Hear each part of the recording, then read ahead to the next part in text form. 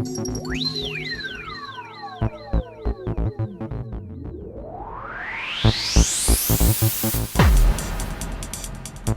don't want to rule or conquer anyone. I should like to help everyone if possible. Jew, Gentile, black man, white. We all want to help one another. Human beings are like that. We want to live better. When one is able to repeatedly step into the purity and heart and space of genuine and heightened awareness, miracles manifest. Conscious evolution becomes inevitable, and the revelations to one's spirit becomes revolutionary within the simplicity of its own essence. Awakening then becomes of it to where the destination of such a path, when one has answered to the calling, unfolds to reveal the ripening of one's universal truths. The book of positive light, remembrance of the heart. And so welcome back to another segment of Quantum Mindfulness Radio, as the intentions of each broadcast here will be geared in guiding you to other realms of potentiality and possibilities. And I'm your host, Joel Ayala Ayapana, a registered nurse, veteran, and the author of my new book, The Book of Positive Light, Remembrance of the Heart. Quantum Mindfulness Radio broadcasts every other Monday, 8 p.m. Pacific, 11 p.m. Eastern Standard Time, only on the BBS Radio Network. Now, the topic of main focus for tonight's show will be based upon the search for transformational models of change, but from a different and more reliable source based upon the systems theory of approach. And so I have with me on Quantum Mindfulness Radio to assist along with this search is one of the so-called rude boys of what I would like to call one of the more realists of this revolution in heightening consciousness. And he is my dear friend and intriguing special guest on Quantum Mindfulness Radio, M.A. Carrano, as we will be conversing about the unknown world of spiral dynamics. Now, spiral dynamics, in short, argues that human nature is not fixed. Humans are able, then, for the most part, when forced by life conditions, to adapt to their environments by constructing new, more complex conceptual models of the world that not only can allow them to handling the olden, but perhaps even the newer converging problems that we are facing together as a species. And according to what M.A. Carrano has observed and termed when viewing humanity in his own eyes as one single organism. Yes, spiral dynamics, an approach that can prove to being beneficial for all of mankind. Now, M.A. Carrano is the next inspiring soul to enter upon the alchemy and sacred nature of the space, a quantum think tank of sorts tonight, as we will be further conversing about quantum mechanics and the physics of this consciousness, spiral dynamics. Now, M.A. Carrano is an experimental philosopher and systems consultant living and working out of Yale, New Haven, Connecticut, as the senior intelligence analyst and vice president of Avatar Paradigms, a consulting agency whose main mission and focus is to bringing about the message of holism, synergy, and conscious evolution into the homes, universities, and corporate boardrooms throughout the United States. As a former United States congressional candidate as well, and the author of his book, Asleep in the Helix, Survival and the Science of Self-Realization. Currently, Carrano resides as the sitting chair of philosophy for the Libertarian Party of Connecticut, as well as acting representative of the Global Association of Systems Thinkers. So welcome to the show, dear listeners, as I present to you M.A. Carrano to Quantum Mindfulness Radio. Thank you, dear friend, for joining me here tonight. Oh, thank you. I'm so excited about this. Thank you. Now, Carrano, from our most recent conversation, you had made mention of many topics that had intrigued me, from the many philosophers, the many quantum theorists, sacred geometry, the suppression of consciousness, the awakening of consciousness, the nature of humanity, the true essence of the ego, hidden truths, and essentially even truth for that matter, from within itself. Can you be able to tell our listeners how your specific path of enlightenment, per se, had come to be? Yeah, it's not necessarily all that dynamic or all that abstract. What happened is that it started off between the period of about 13 years old up until the point I was about 21. And at this time, in most people's biographies, they were really just enjoying their youth. But that was a really tumultuous period for me, specifically because between the ages of 13 to about 21, 11 friends and family members who were really near and dear to my heart died, either by tragic accidents or by sickness and disease. So my adolescence was normally spent contemplating life and death situations and the grand significance of who we are and where we're going in the sublime view of all things. So as a result, I became really interested in existential questions. And my life had a turnaround when my brother recommended a text to me, which was written by the master theologian. His name was Houston Smith. It was called The World's Religions. And it was the first time in my life that I penetrated the radical cynicism and the pessimism of what was my mindset at the time. And it was almost like the clouds just for that moment just parted and provided me with a clear vista of what was possible for the human spirit. And since that moment, I had embarked on a quest to discover what was the meaning of life. What was the meaning of self-realization? Is it possible? Is enlightenment possible? So I was around 20 years old at that time, and by the time I got to around 28, 29 years old, I had found some substantial answers, and I thought that they were worthy of being shared. My self-concept overhauled to not just simply being a seeker of truth, but I became, in essence, even though my education was from the Perry College of Art, I became, in essence, a philosopher, and I became damn good at it, too. So I began debating other academics, other professionals in the field, establishing a reputation for myself, and I began synthesizing the knowledge that would become the foundation of my work in a text called The Sleep and Helix, Survival and the Science of Self-Realization. And with the completion of that, I went out and moved to St. George, Utah for a period of, about a year, where I really concretized and crystallized my personhood and established my deepest, truest sense of self and my highest potential. And that since has become the mutual core of all the different layers of potentiality and personality on top of myself that I act from. So that's pretty much who I am in a nutshell at the level of the ego. Now, from our previous conversation before the broadcasting of this show, you had made mention just most recently, from the very journey at the end of this particular part of that chapter, that you had reached a level of enlightenment in what you had referred to as the Sabakawa Samadhi. How did you go about even reaching this level of practice? Okay, it's actually pretty interesting. What happened is that it was just around the period of time to which I was tying up the loose ends for a Sleep and Helix, Survival and the Science of Self-Realization.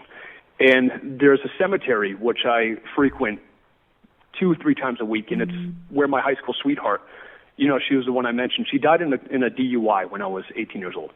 So the place has become it's become a church for me, and it's become sort of like a mystic, sort of ancestral homeland. And I reconciled and I individuated the experience, and I overcame the experience. I'm now at peace with the experience by constantly immersing myself in this environment through spirituality, through exposure.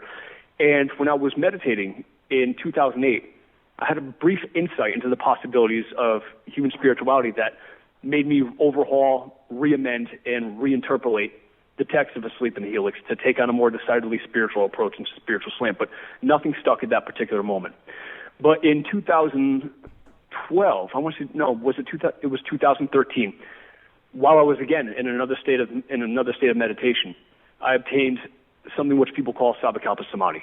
Sabbakalpa Samadhi is transitory enlightenment. I had the full-blown Satori and enlightenment experience, and in that moment, that's when I actually conceived entirely of the complete and unified metanoetic approach. Before that, it was just parcels and snapshots and engrams of insight. That's all that it was. But in that state of consciousness, I realized that I could effectively map out the enlightened state of consciousness and make it apparent for other people to at least think through systematically in a rigorous way, and they could at least emulate it if they can't obtain it. Now, you had mentioned just in that that conversation in itself. That material that you had mentioned just the last couple seconds about metanoetics, and we'll be getting into that a little bit later in the show.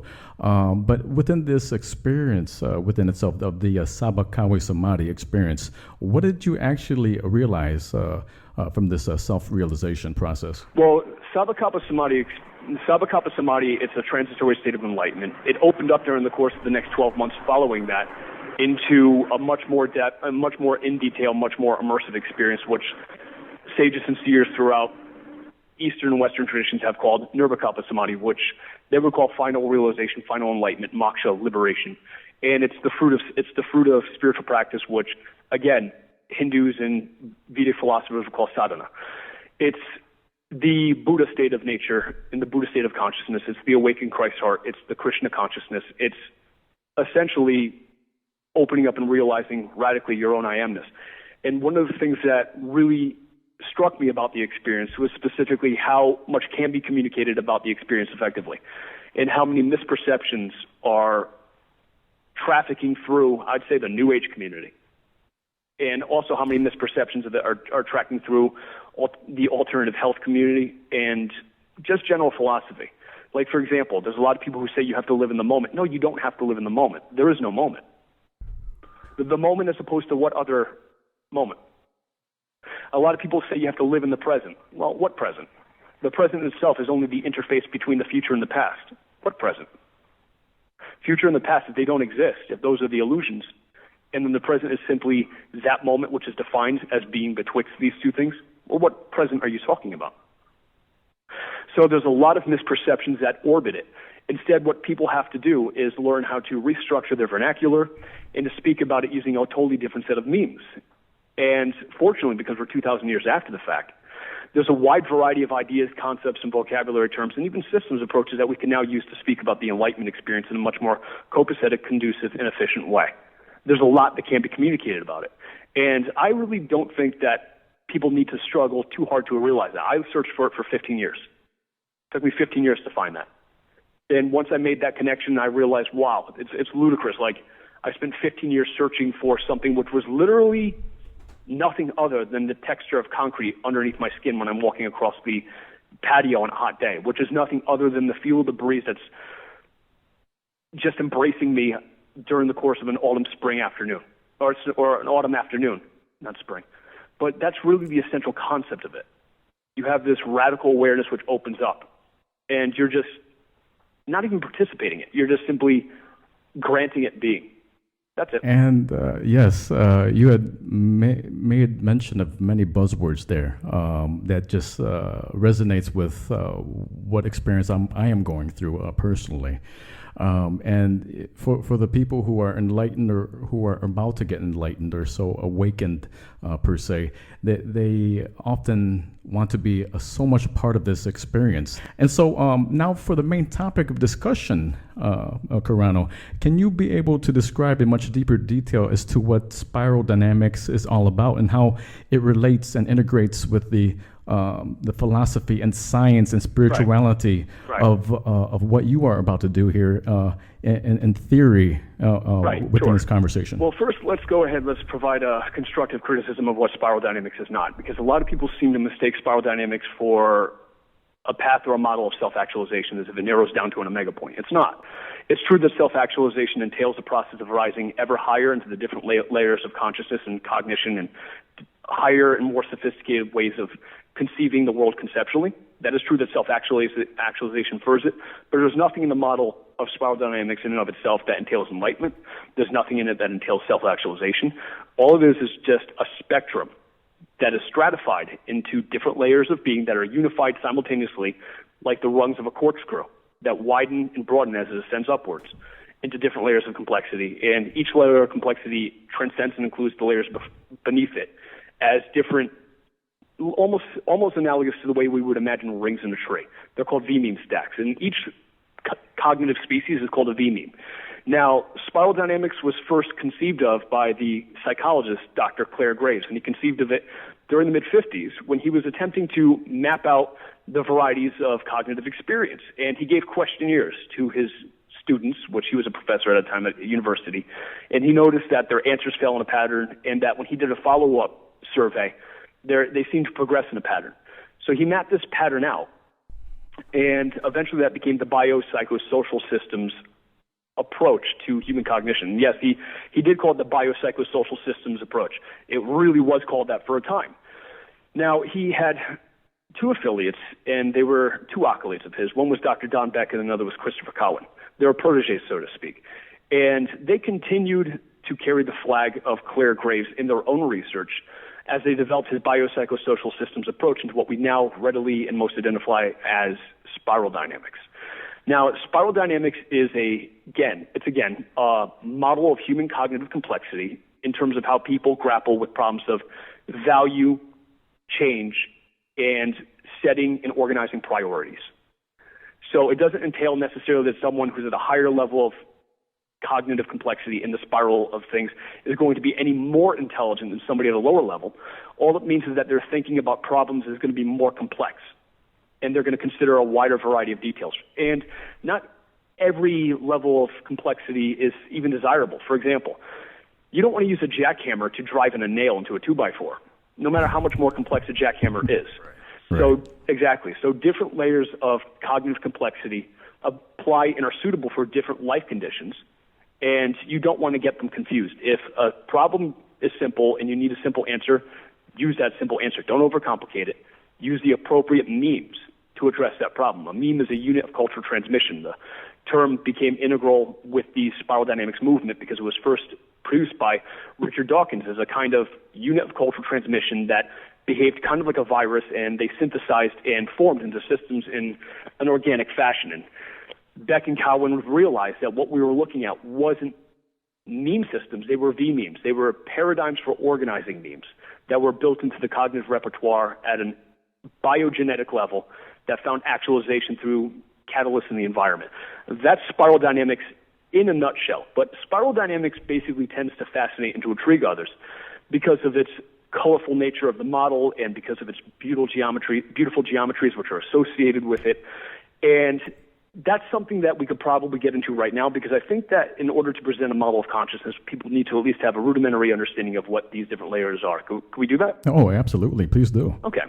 So everybody begins life at the most basic level of cognitive complexity, and there's a color which is associated, which is neutral, and it's called beige.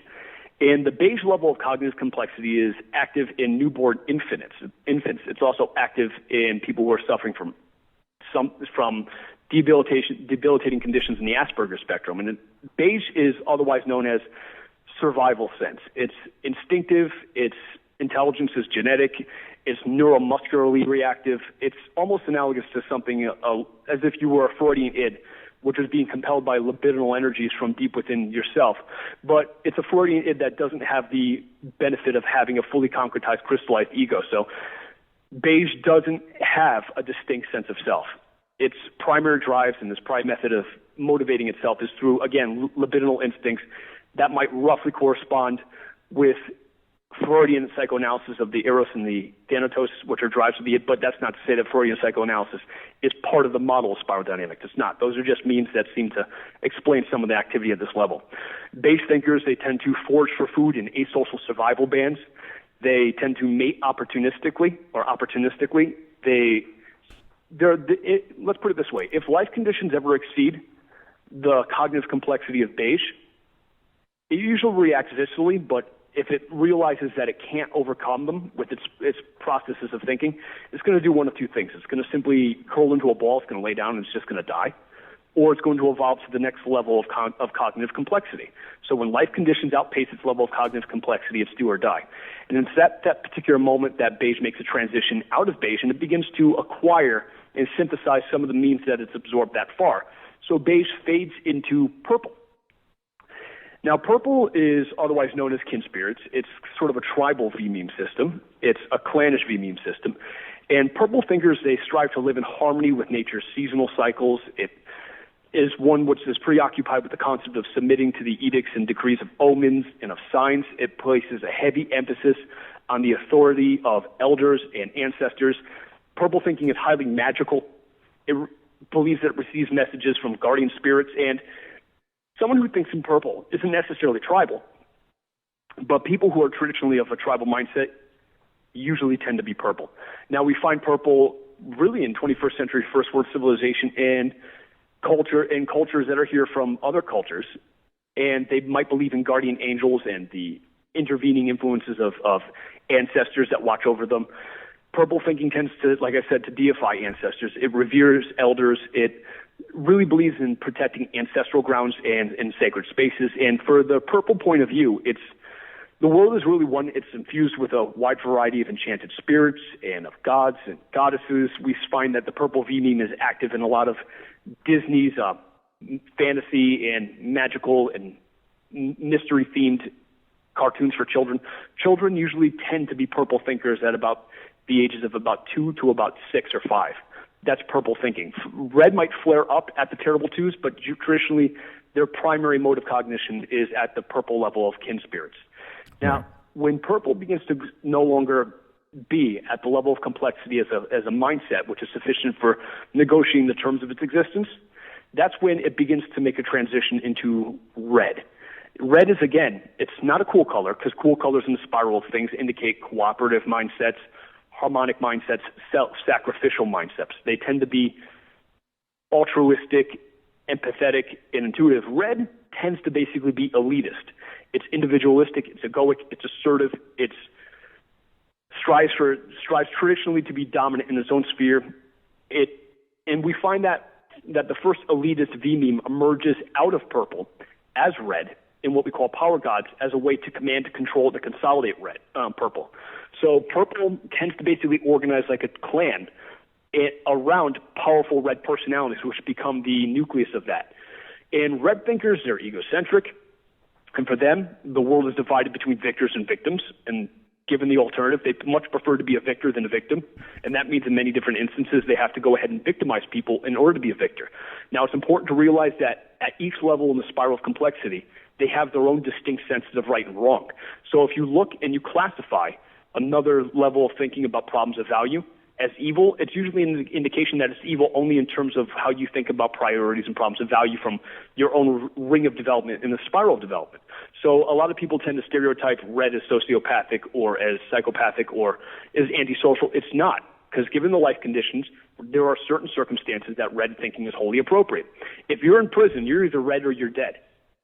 Because if you don't have the ability to activate red thinking within yourself, you're going to get your ass kicked or you're going to get shanked. If you're right, if you're a Rwandan warlord, you better be red, because otherwise you're not going to be able to survive those life conditions. So red thinking strives to be bold. It acts decisively. It loves to inspire fear and awe in others. It strives to avoid shame. And red thinking does what it wants, when it wants, however it wants, and it shows no mercy. It feels no remorse. And when confronted, it fights to the bitter end.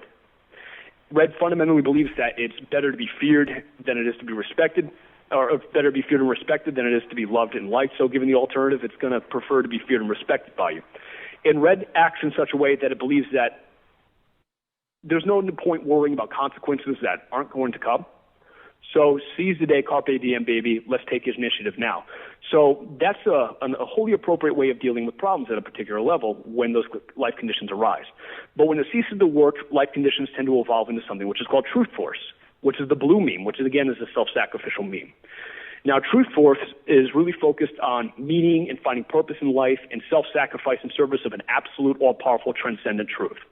Blue thinking, it believes that patience and long-suffering are virtues which are ideal for realizing and achieving rewards, which usually tend to be deferred. And it strives to enforce laws and to impose order on all things. And it uses the force of truth in order to do that. It strives to restrain the impulsiveness and the excesses of egocentrism, because it arises when red simply no longer works for the world. There's a proliferation of red that's really corrupting and distorting a wide variety of human systems. Truth force, in terms of blue thinking, emerges to make a reformation of that. And it sees the world as basically as a hierarchical structure with a higher power at the top of it, whether it be God, whether it be the state, whether it be the transcendent consciousness, or whether it be cosmic mindfulness, anything. It tends to organize things from on top, from the top down in a pyramid of command and control structures. But when blue thinking becomes too rigid, it becomes too constricted in its own crystallization of things. Again, it breaks out into another elitist vMEME structure, which is an orange color of cognitive complexity, and it's called the strive drive. And the orange level of cognitive complexity, it's like red, but only softened a little bit by blue influences, and it learns to route around the rules of blue and sometimes to just simply work within the framework of blue thinking in order to manipulate blue thinkers. Orange thinking, it strives for independence. It's got an entrepreneurial spirit. It loves personal liberty. It believes that the existence of individual rights makes selfishness principled and ethical. We find that mindset in a lot of the Tea Party initiatives that are sort of surfacing now. It's also part and parcel of Ayn Rand's philosophy. Orange thinking tends to believe that there's a value to working hard, and it strives to innovate and strategize to achieve prosperity and material abundance and affluence. Orange thinking strives to seek out the best solutions using reason and science. So it's a rational, it's a scientific vMEME structure. And it uses science and technology to enhance the standard of life that it enjoys. It believes that quality of living is determined by standard of living. And that's really where the primary emphasis of it plays into. It also enjoys competition. It plays for keeps. It's usually seen in CEOs, in sales associates, in supermodels, and in the fashion world. That's orange thinking.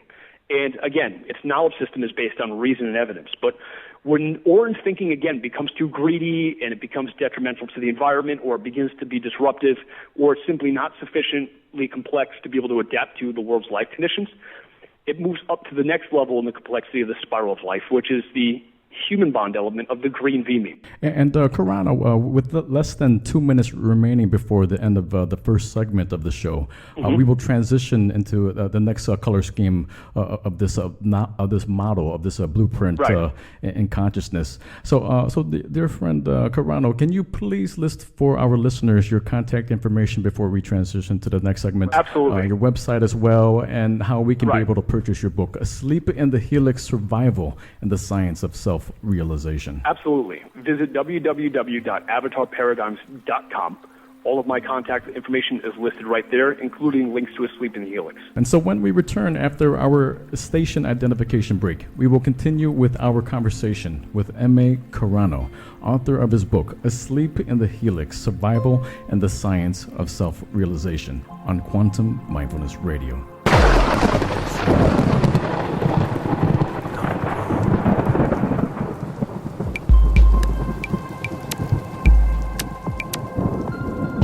Not mainstream.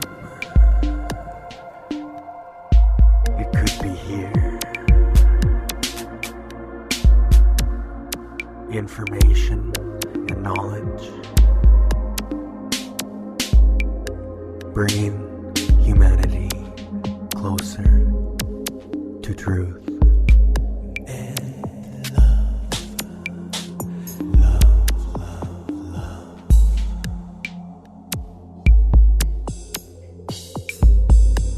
bbsradio.com.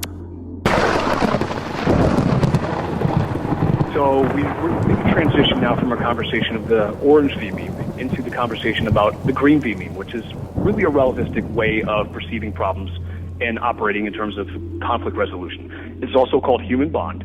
And the green vMEME strives to differentiate itself from orange because it seeks to connect with others in the spirit of empathy, of mutual communication. It strives to also reconcile conflicts by speaking at the heart level. It also believes that communities are ideally reformed and organized based on understandings of peace, of equality, and of mutual understanding from one another, with an epicenter rooted in a deep appreciation of one another's mutual humanity. It believes that nobody in society as sophisticated as ours should ever have to go without, and society's riches are traditionally better shared rather than just simply consolidated into the hands of a privileged few. Green thinking prefers to liberate hearts and minds from the prisons of greed, of superstition, and dogma. And wherever it makes decisions, it seeks a consensus with making those decisions to not only ensure that other people are included, but also to be rational as well. So it strives to begin to incorporate feeling and reasoning together. And again, it strives for mutual respect and equal opportunity for everybody. Now, green thinking represents the highest level of cognitive complexity for what's called first-tier structures. But when we cross over into second-tier structures, there's an enormous leap of complexity in sophistication that emerges with what's called the flex flow yellow vMEME structure. And again, yellow is a form of elitist vMEME. It's warm, but it's different from red and orange before it because it's autonomous and it doesn't strive to achieve at the expense of others. It's what happens when green thinking graduates to a level of cognitive complexity that more fully appreciates the nature and the importance of individualism. Green thinking or yellow thinking, it's almost like having a left brain with the ability to feel, but it doesn't allow the feelings to interfere with it. It embraces nature's ebbs and flows with flexibility and grace. It puts a premium on functionality, on adaptability, on knowledgeability, and on versatility as the primary virtues which are most effective for living. And yellow thinkers, they're systemic, they're integrative, they seek a harmonic balance between conflicting truths and uncertainties. It likes paradoxes and paradox resolution. And it realizes that individualism and that freedom and self-interest are important so long as they're pursued without harm to others and certainly without jeopardizing the environment. Yellow thinking is different because it appreciates the multiple dimensions of living in the world through studying, through experience. And yellow thinking is the first time that a thinker is actually able to activate and to go into subordinate levels of cognitive complexity that's already graduated through the spiral of human thinking. So a yellow thinker can move into a red environment and act like red and talk like red. And a red thinker can move into a green environment and it could flow with that level of vibration. It can do each and every one of these things up to its own level of complexity. But when even the flex flow vMEME ceases to be adaptive, again, it goes from a level of thinking in terms of integrated systems to realizing that even integrated systems aren't enough in terms of our ability to apprehend and appreciate the world, and it graduates to the turquoise vMEME. And from this perspective, it needs the cooperation of others to gain access to the information flows. It needs to work in a team environment, and that's where turquoise thinking really begins to flare. Turquoise thinking is also called the global view, specifically because it's the first vMEME structure to really look at the whole and try to put everything in context with where it stands with regard to a greater worldview. And turquoise thinking is individuated and differentiated from yellow thinking because it really emphasizes right brain cognition despite the fact having lots of data. It strives to synthesize healthy collectives from individuals that are forged into resilient emergent communities that really are healthy and whole. And they emphasize that wholes are more than the sum of their parts. Now, turquoise thinking is preoccupied with the understanding that nature's synergies possess an emergent intelligence that really isn't requiring of human input, and they strive to think globally, but they act locally because they understand the importance of the chaos effect and how individual differences at small levels have the ability to amplify over time to create radically powerful results. Turquoise thinking puts a deeper emphasis on health and happiness, and they see it as deriving from the ability of individuals to artfully synthesize and integrate their wants and needs into global systems that dynamically serve the self, but also the world at large as an equal extension of itself. For turquoise thinking, they see the self as a kind of dynamic, evolving cell that is structured and founded into a larger organic whole that is itself a cell. And this pattern continues to replicate upwards in sort of fractal radiances that move up into emergent levels of complexity. And really, turquoise thinking also tends to basically see global networking and whole spiral communications as routine for itself. And it's really a 21st century adaptation to the life conditions that we're currently living in. But when turquoise thinking begins to become obsolete and it's no longer able to solve the problems that it's confronted with, where does the spiral dynamical model say that we should head? Because up until this point, there was really nothing higher than it. And we're really being confronted with a new species of trouble. Kai Erikson used the term to describe it as that.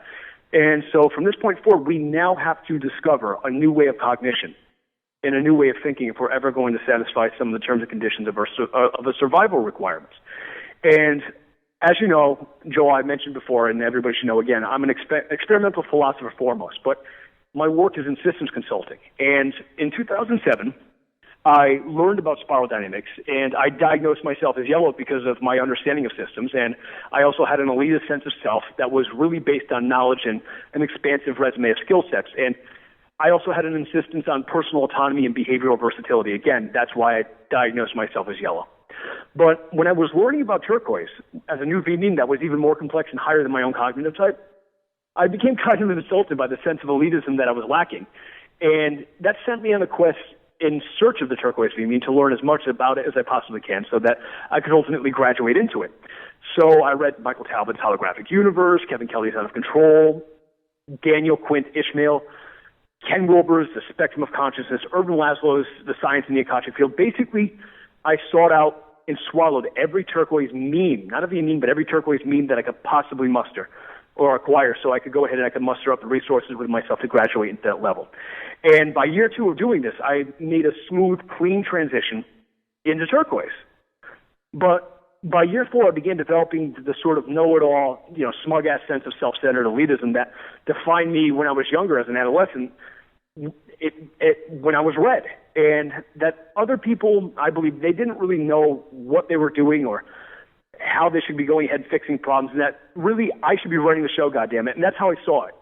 So there was this elitism that was manifesting in me systems complexity, and I didn't really quite identify it particularly yet just then.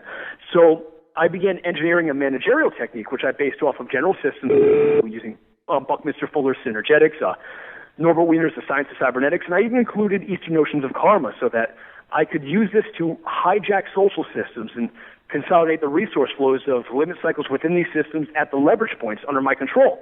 And I wanted to use these leverage points so that I can use the stocks and flows and manipulate them to my advantage to further my own self-actualization. And I called the system Karma Technics at the time because, like I said, it meshed Norbert Wiener cybernetics with Indian Lee motifs of karma. But once I finished this system, interviewing business owners to see if their current way of thinking was anywhere near as being in line with my own model of things, which was really a trans-holistic, four-dimensional logic that incorporated things which I would call transfinite, holistic, reductionistic, and incompleteness methods into its paradigm.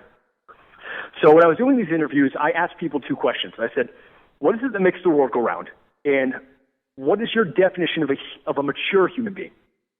And after doing this enough, I came to the conclusion that talking to small business owners was really a waste of my time because their thinking was largely linear, it was reductionistic, and it overlooked the value of integrated systems that synergize at multiple levels. Exactly. Right.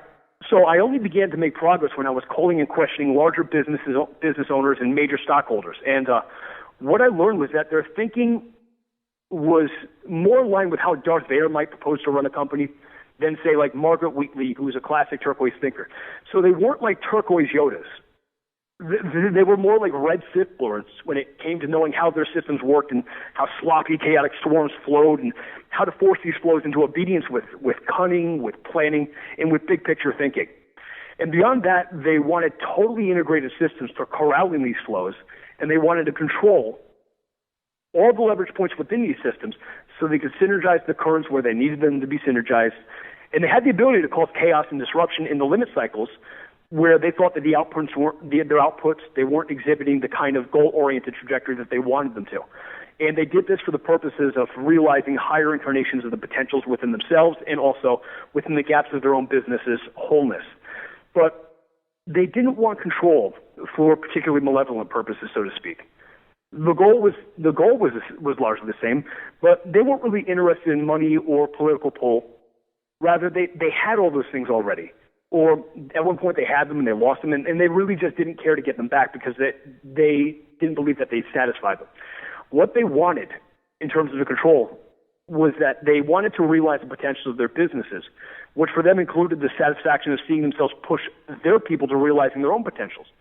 So they tended to realize that these levels of self-actualization couldn't be achieved unless the stocks and flows of their systems were directed towards some sort of omega point in the system that they determined in advance using a vision of things, because others were generally too busy either paying attention to the whole of the system that was right in front of their faces than to the possibilities that were inherent in the system as kind of an incompleteness to it.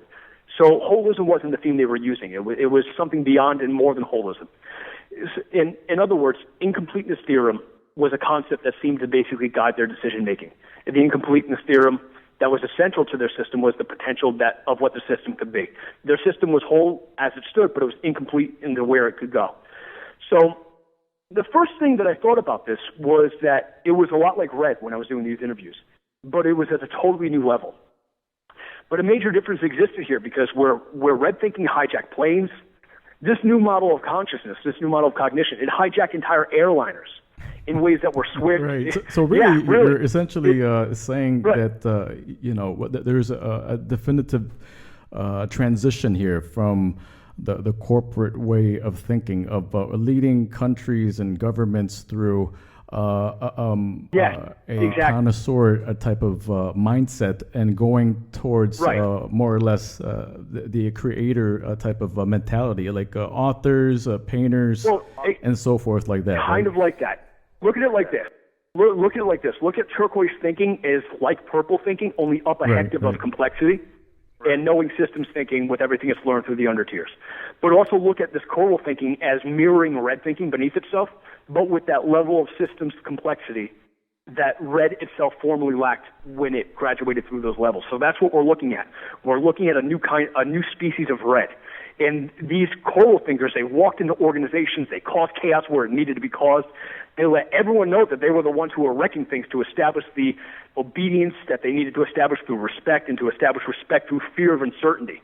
And then they streamed this chaos into synergies that they hijacked, and they spurred the organization's natural abilities to function like dissipative systems by introducing principles and policies that prompted them to self-organize into conformance with a morphogenetic field of vision that they had set up in advance. And that's how they were doing it. And that's when I realized I was looking at coral. So then I started looking for places where coral was also in operation at more evident levels of our experience. And it occurred to me that G20 summits that are populated by Bilderberg groups, trilateral commissions, and the Council of Foreign Relation types, they were totally in line with this type of thinking. And these are politicians, they're captains of industry who hijack entire systems. They crash them where they needed to be crashed. They create and sow and orchestrate chaos, and then they stream the chaos into a larger transcontinental synergy for the purposes of creating kind of like a global empire, which is consolidated around and beneath themselves. In terms of what we're told and conditioned to, a lot of our conditioning is coming from the turquoise band, or not the turquoise, the coral band that we're dealing with that's really at the epicenter of all this, because we're dealing with a level of complexity, all right, that terrifies turquoise into conformity. It grinds yellow thinkers down into servitude, and it exploits first-tier structures like resources to be culled for the actualization of its own potentials. And it usually prefers to manipulate naive green into catapulting its own propaganda, which they feed to green in order to win and manufacture the consensus of first-tier swarm structures, because they realize they can't control their systems and they can't realize their ambitions without the momentum of the first tier welling behind them. So a lot of the new age ideas that are floating around were actually invented and orchestrated by coral thinkers, specifically to get them behind their propaganda. Okay. Wow. Right. Wow. The so aha moment. Right. So the idea, like, for example, feminism is one of their ideas. Right. You can look this up in terms of the interview with, I believe it was Aaron Russo with Nick Rockefeller.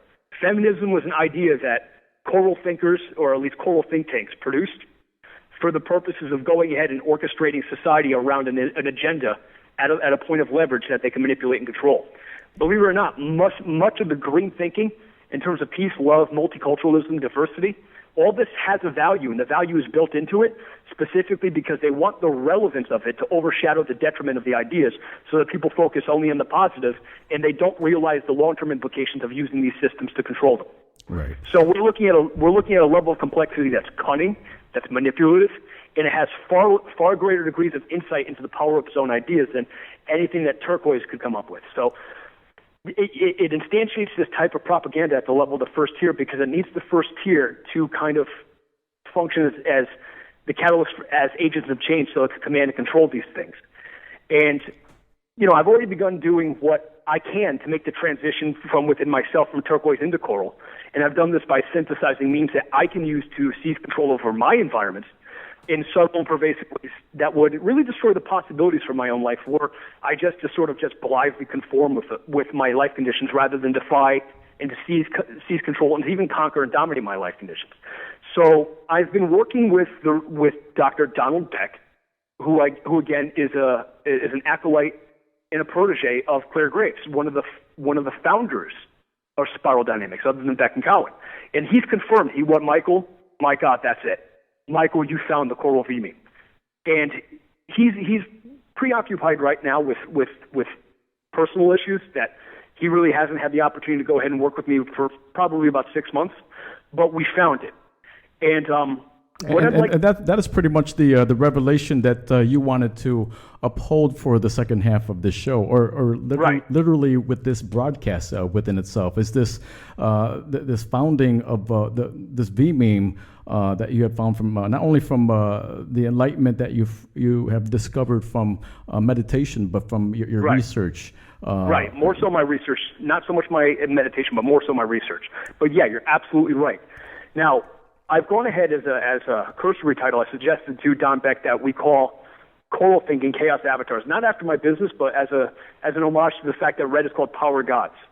So if you go from power up to chaos and you go from gods to avatars, then you can see that there's that sort of symmetry between them. And in terms of my own business, I try to instantiate and use choral concepts for doing consulting purposes or for doing consulting sessions with other people. And I've prepared a statement that I'd like to share with you about choral thinking. Would you mind if I read it? Sure. Yeah, definitely, for sure. Okay. So it goes like this. If people wanted a complete synopsis of it, it would be this. Spawned in the cutthroat life conditions of virtuous synergies, slowly corrupting into vicious cycles to ensnare and destroy all who would comply, chaos avatars emerge within the planetary holism to perceive an essential absence that was formerly overlooked by virtually all other minds but itself. An incompleteness theorem containing the possibility of new frontiers that, in order to be survived, one must first evolve to master in advance with uncompromising dominance. Fractally iterated at all scales in self-similar domains of competitive and cooperative life conditions, these conditions consolidate to form a reality whose metaphysical ultimatum is universal to life itself. Control, adapt, migrate, or die. By seizing control over the trajectory of its own evolution, chaos avatars arise to defy and dominate the global villager's world of delicately balanced, artfully synthesized systems that would seek to constrain its excesses.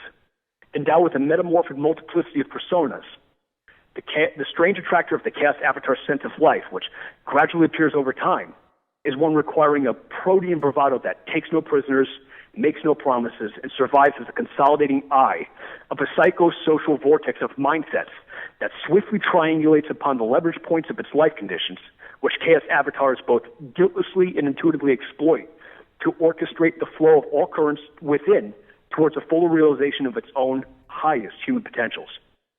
Yet in light of the disintegrating chaos of the global villagers' beautifully harmonized egalitarian nexus of life systems, the chaos avatar's value structure is one wherein the authoritarian command and control initiatives it imposes on the spiral of human life are once again perceived as not only reasonable, but wholly justified.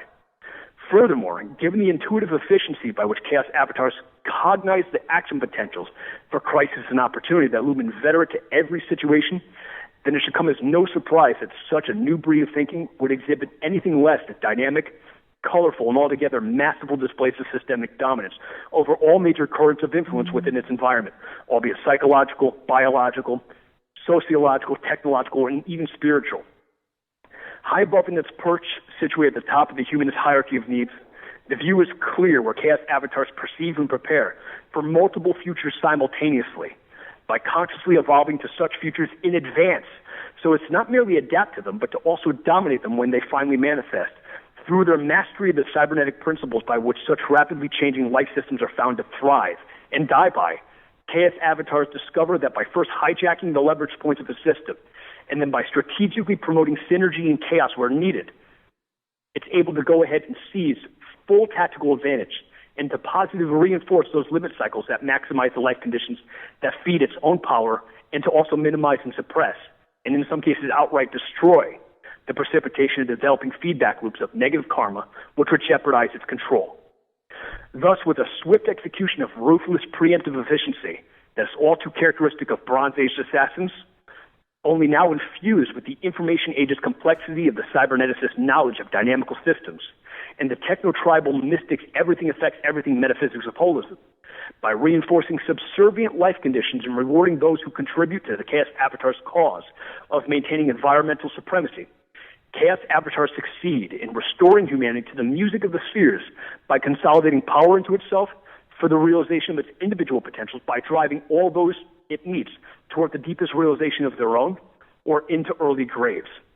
As such, truth evolves for chaos avatars, so that what others perceive as the laws of Mother Nature are, for the chaos avatar, nothing more than her habits habits which can be bent to suit its whims, provided one possesses sufficient mastery over the knowledge articulating the means to do so.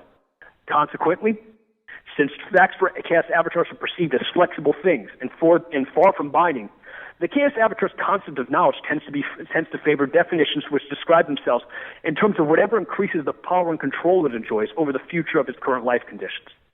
Hence, it should come as no surprise that chaos avatars make for far less emphasis on adapting to the facts rather than discovering what could be done with them, which is why a chaos avatar's outlook tends to be future-paced and subject to swift, ruthless change of direction. That others' interests enter into the chaos avatar's consideration to the degree that one's own interests are perceived as contingent upon them should hardly be surprising given the scale and power of the chaos avatar's superego. So, in the Nietzschean psyche of the chaos avatar, cybernetic principles synthesized with Machiavellian politics in a neo-Faustian worldview where power struggles are perceived as not only natural and right, but, provided the chaos avatar's propensity to regard others as cybernetic self-extensions, are given to conspiring in the name of consolidating power and authority within itself through direct and indirect paths of action that are systemic, subtle, and comprehensive, and ultimately viral. And since what takes precedence before anything else in the chaos avatar's estimates is all that enhances the power and control over the systems that reinforce its life conditions, chaos avatars maintain supremacy over the virtuous and vicious cycles in their environments, which overt displays of power and were designed not merely to shock and awe, but also to seek and destroy the seeds of competing future life conditions that would develop in time to undermine the chaos avatar's quest for self-actualization. That's the statement in broad and the breaking news of the discovery of the coral vMEME. Wonderful. Now, with that said, with this revelation in itself, okay, how can we use this coral thinking to facilitate the evolution of the next stages of human consciousness? In a nutshell, from what you had mentioned right there. We have less than 4 minutes left within the show. Okay. Well, one of the techniques that people can really use is to learn to have faith in chaos. They need to begin to understand that life is sufficiently sophisticated in a self-organizing system that in many different instances, they need to trust the chaos of their environments to self-organize in such a way that it's going to be conducive towards the whole. Because chaos avatars, coral thinkers, understand that everything is so sufficiently complex that if you ever interject yourself and control needs to be taken, it needs to be swift, it needs to be brief, because if you maintain control for too long of a system, you're going to destroy in the system. You're going to destroy the balance of the system, and the system is ultimately going to adapt to synthesize into a subordinate role that is dependent upon. So basically, what you're saying is that once the cycle of a particular system has completed itself, it must evolve to the next stage. That's a component of it. What I'm saying is that people need to understand that the chaos of their environments has a deeper intelligence in it that they can't see, and if you need to take control of that system, it should only be brief, because you don't want to disrupt that natural intelligence. And another thing is that another idea that people can use would simply be this. If you do need to take control of the system, it's incredibly important for you to realize that you need to set up another system that situates yourself, that stands between you and the negative consequences of the system you're about to hijack. You need to set up something like a shock, like a buffer or a surge protector that's able to absorb the negative repercussions of whatever it is that you're going to be hijacking in the event that it does generate negative repercussions. Because whenever you do take control of a system which is sufficiently complex, there's blowback, and you need to be indemnified from that. And coral thinkers know how to do that. In another idea, a third idea, is that people want to develop the ability to isolate and to identify the leverage points in their environment that are responsible for shifting the entire flow of events in their environment with minimal effort. Don't strive to change the whole system. Locate the leverage points that cause change. For example, Buckminster Fuller identified that at the end of a rudder in a ship, there's a tiny little piece of wood called a trim tab. And just by switching that trim tab down, you could cause the entire ship to turn, and it takes no effort at all. Likewise, coral thinkers are able to identify the leverage points in their environment and with almost no effort at all, put a tiny flick of a switch, and the self-organizing intellect of that system is going to synergize together, and it's going to be driven into the direction of the momentum it applied at the leverage point. And last but not least, another idea that we could probably bang out would be conscious evolution, which is another concept that coral thinkers utilize Now, conscious evolution simply means this. If you would like to evolve, you need to set yourself up and orchestrate a system of environmental conditions that are capable of changing you. You don't just change blindly. You don't just try to change you without changing the system. Change your system first completely. Change the scenery you're living. Reorganize your diet. Reorganize the entire system that you're in into such a way that it would support the person who you would be if you were the person you needed to become already. And what would happen is that through that conscious process of evolution, the system will begin to psychosocially condition you to develop into the being that you're aspiring to become. That's another concept of a coral vMEME that we've discovered. And last but not least, what we could bang out is a concept which I call dark synergy. Because deception comes into play when we're dealing with coral thinkers. And if you're going to be a coral thinker, you're going to need to know how to outfox and how to outsmart other coral thinkers by organizing your own conspiracies to counteract their disinformation. So if you need to basically cloak whatever it is whatever information that you're putting out, then it's not enough to lie about something, because people will discover that lie. Rather, you're going to have to come up with a rationalization for why it is that you're doing that already is present as an effect that we could observe in the plan itself. So you need to identify a consequence of the course of action that is in common with the agenda that you're trying to realize. And rather than tell people what your goal is directly, you tell people what the goal is. You tell people that a consequence of that goal that is not directly associated with your agenda is the goal. And as a result, if people are striving to obstruct your ability to achieve your goals, they start attacking the wrong point of focus. So you defer them over here. They're attacking the entire wrong symptom, but it's so consistent with the plan that they can't distinguish it as not really being part of the plan, as not being true. So you say one thing that is actually a genuine, true-to-life consequence of you achieving your goals, and you say the production of that effect is the reason you're doing it. And if other people object to that, they'll attack that point, but they're really treating it only a symptom and not the root cause. They're not obstructing you from attaining your goal. These are some coral thinking memes that we've discovered through our interview process that empowers people with the ability to make transitions towards coral thinking. If other people would like to discover more coral memes, they can visit www.avatarparadigms.com and solicit their requests, and I'd be more than obliged to go ahead and share this information with them. Now, Mr. Carrano, Mike, with less than, say, about 30 seconds left within this second segment or the last segment of the broadcast, any inspiring words for our audience members as a capstone for all of this wisdom of this type of systems theory? Yes. In every situation that you'll ever be in your life, you're always going to be faced with four fundamental choices: control, adapt, migrate, or die. So, my audience members, if you would love to reach Mr. M.A. Carrano, experimental philosopher and systems consultant, for any assistance as it pertains to problem solving and in life per se, expert opinions, public appearances, speaking events, life coaching, business counseling, personal training, or even existential consulting services, or even simply to field your questions or concerns regarding matters of personal, professional, political, or philosophical importance, then feel at liberty to visit his website again at www.avatarparadigms.com. Again, that is www.avatarparadigms.com, and you can submit your inquiry today. And so thank you, dear friend, Mr. Carrano. Thank you. And we will most definitely stay in touch for sure, and bless you in all that you do, dear brother. Thank you, Joel. It was a pleasure. Power to you.